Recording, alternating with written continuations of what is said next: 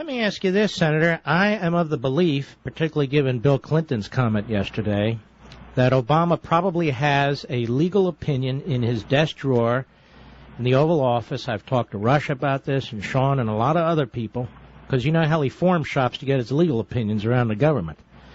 I bet he has a legal opinion sitting there from some lawyer telling him that under the 14th Amendment, and we know this isn't true, but that's beside the point, that under the 14th Amendment he has the authority to incur debt, even if Congress hasn't authorized that statutorily. Now, if he does that, I've said by the time the courts catch up, if they choose to catch up, you know, it'll be over with.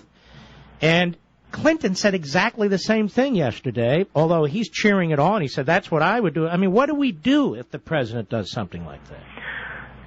This would be, in my opinion, so contrary to the plain words of the 14th Amendment. I mean, you're a better scholar than I am, but it seems perfectly transparent that the 14th Amendment requires our debts to be paid, number one, but it says lawful debts.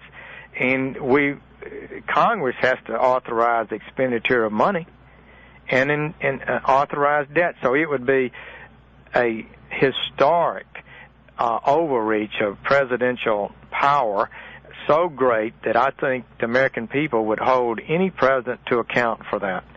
I think, don't you? Don't you think it would go to the core of the separation of powers and be an arrogation of power by the executive branch that's unthinkable? I was really surprised and shocked to hear that President Clinton said that.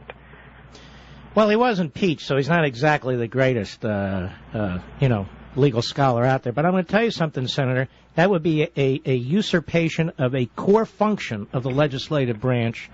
And at some point, that would have to catch up with him because we couldn't tolerate the kind of precedent that might set. You know what I mean? I couldn't agree more. And I think Congress would, we might even get bipartisan support for some sort of reaction to that. I think it would be a colossal overreach. And I've read some briefs on that, and I just can't imagine anybody could seriously make such a legal contention that the president can do this legally. Even Lawrence Tribe says no way. It's not even a close call.